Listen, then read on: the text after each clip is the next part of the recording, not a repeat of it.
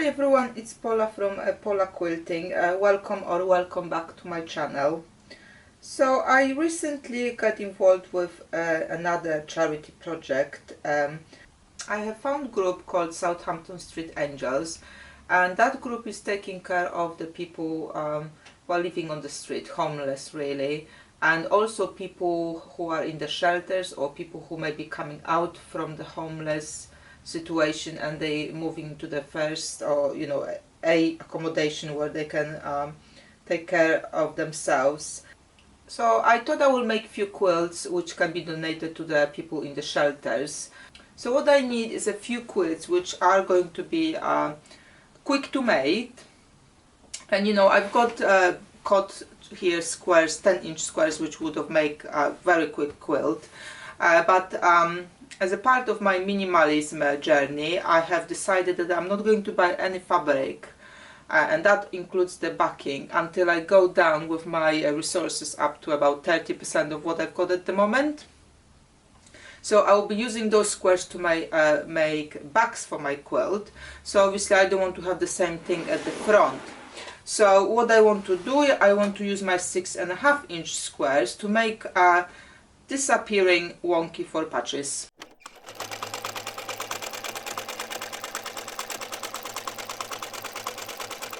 I thought that would be nice project, still quick, still very user friendly or very beginners friendly, but somewhat little bit different, and the quilt will be double-sided as well.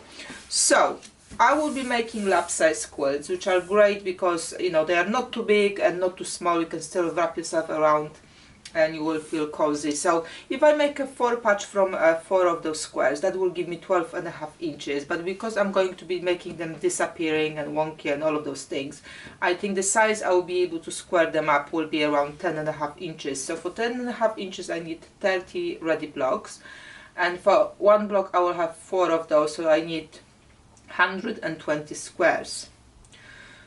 So I will pull up 120 squares and I will sew them in the random 4 patches. I won't be, trying to match up anything colors wise or pattern wise. It's going to be a really scrappy project, but it should go very quickly. So let's start with just making 4 patches and I will show you what to do next.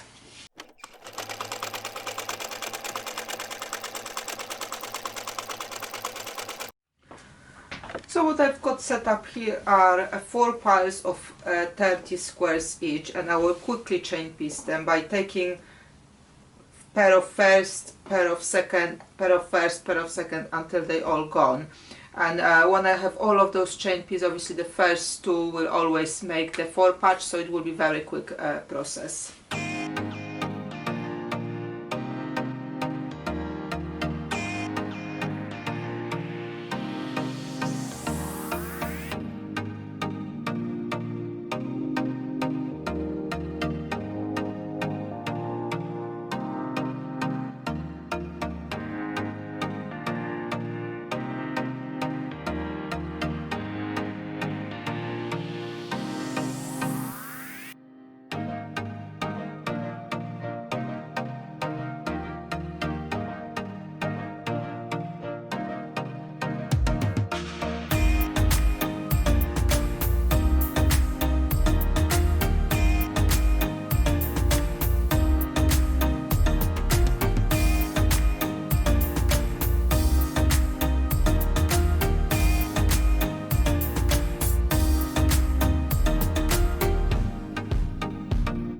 Okay, so I did all my 4 patches. I did iron them nice and flat, and now we are getting to the disappearing patch part. So you can either do it on 2, 3, 4, or how many layers you feel comfortable cutting through.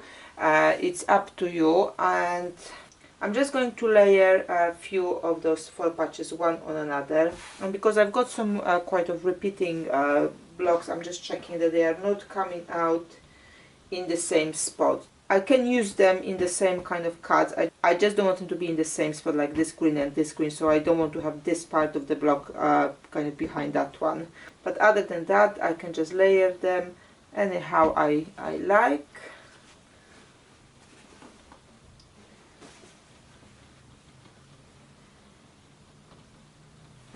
And what I want to do, just cut it anywhere I like. Again, I'm not going straight, I'm not measuring anything, just slightly on an angle.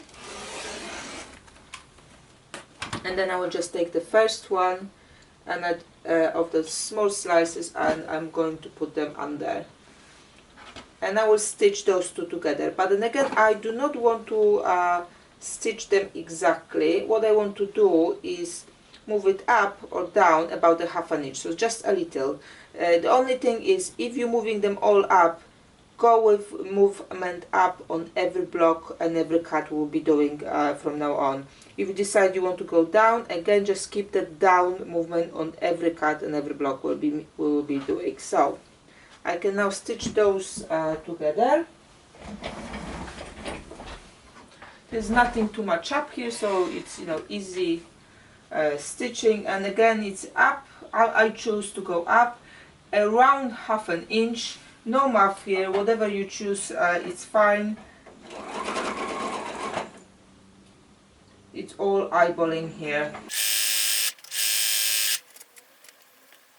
As you can see, my fabrics are not very spectacular.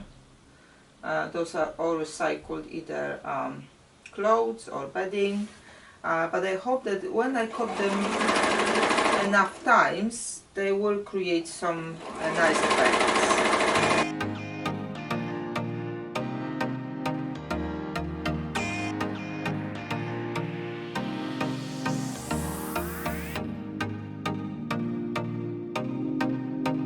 Okay, so I finished my batch, and I will go and do it with the rest of the blocks exactly the same way, and I will chain piece them all. When I finish, I will take it to the ironing board, I will iron them, and then I will show you the next step. I finished stitching my blocks, and I did iron them again flat.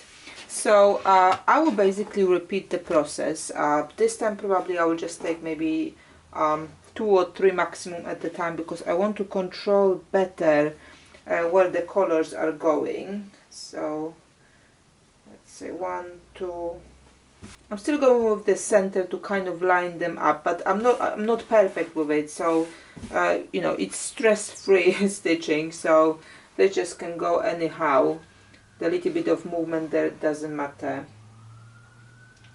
Okay, so let's go with 3. I'm just checking I don't have the same colors on this side in the same spots, like this one and this one, obviously, because this one will go at the bottom. That's fine, and even if they have been kind of going together, because they are on different spots, I'll be fine with that as well.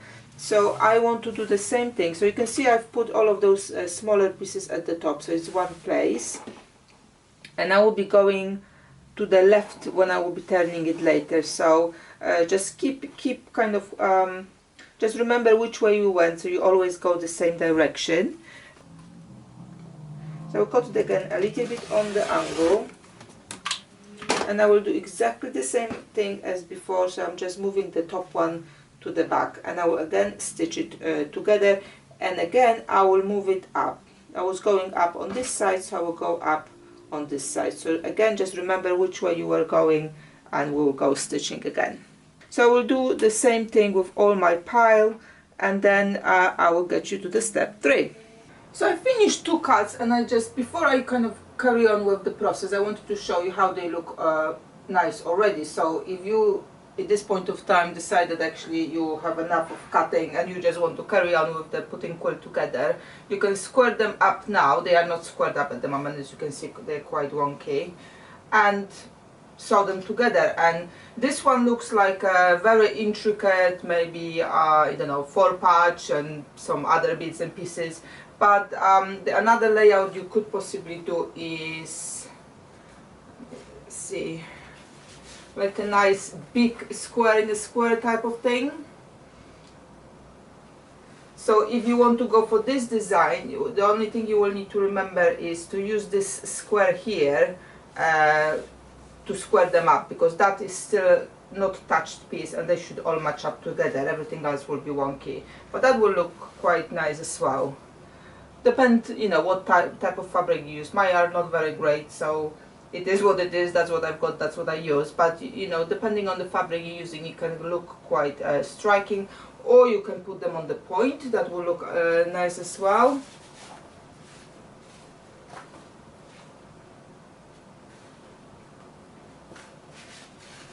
Put some sashing.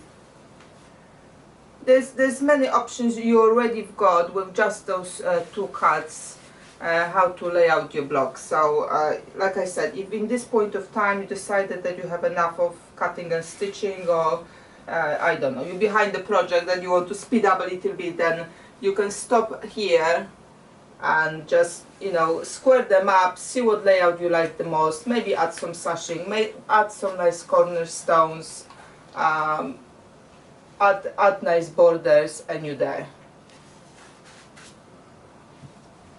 Okay, let me take you to the sewing machine and show you the next step. Okay, so I will basically repeat the same process I did before. So I want to have that bit which I sewn on recently at the top, and I want to line them up together in kind of in this point as much as I can, but again, it doesn't have to be very precise because we'll be squaring up those blocks at the end anyway. But let's just see.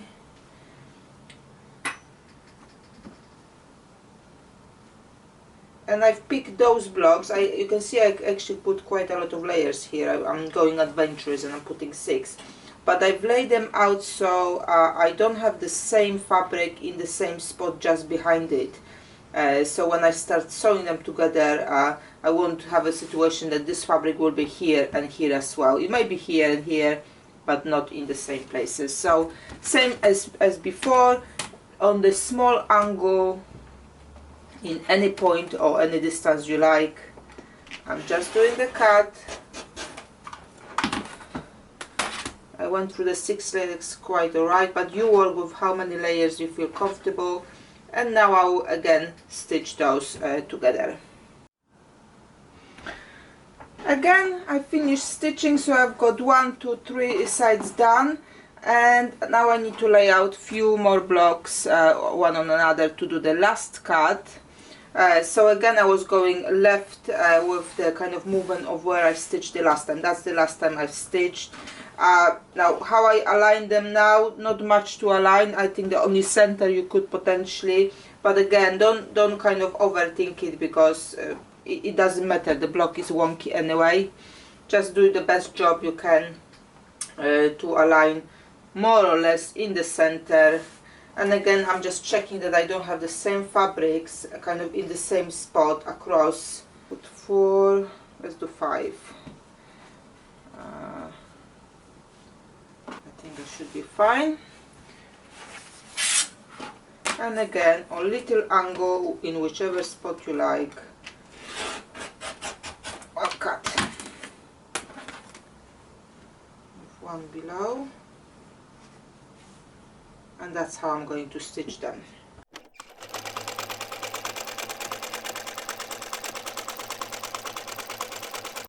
And here are my finished blocks. Depending on the fabric you're using, you may like to starch the block before you start squaring it up. It's always helpful to have that fabric a little bit more sturdy if it's, you know, not very thick one. I've got a lot of shirts and lots of bedding here, so the starch will, you know, keep that block very well for me. So the size I want to square up is 10.5 inch. So I've got the 10.5 inch template, but if you don't have, obviously you can use any ruler which is big enough to square it up. This one is 12.5, so I will just line it down to make sure that wherever I am in the spot I can see 10.5 lines. I'll just move a little bit here, so I'm good here, I'm good here.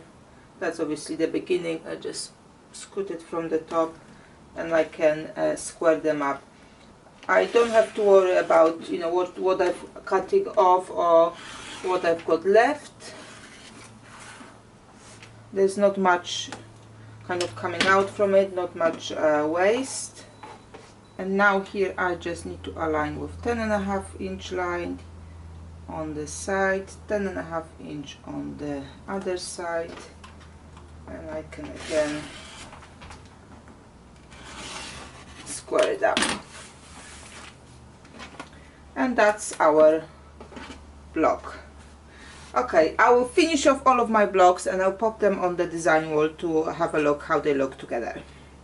And here are my finished blocks. I all laid them out. It really does look like I did work hard to have all of those small bits and pieces sewn together, but actually it was very quick process. I did make all of those blocks basically in a day, so very quick, very easy, and then I just stitch, you know, columns, rows, and the nice quilt will be ready. If you don't like the layout where they are all so close together, by all means you can add some plain sashing, put them again maybe on diagonal, or add some frames here. So there's a lots of options how you can use those blocks in your own designs. Thank you for joining me for this tutorial. I hope you enjoyed that, and hopefully that will be one of those quick projects you can use for the scraps you've got in your own sewing room. Please be sure to check the description below for some links and other references. I've mentioned it in this video. I will be making more of this type of blocks because I would like to make a fair few of the quilts for the cause I've mentioned at the beginning. So I hope you will stay and subscribe to see more. Thank you for watching and see you next time.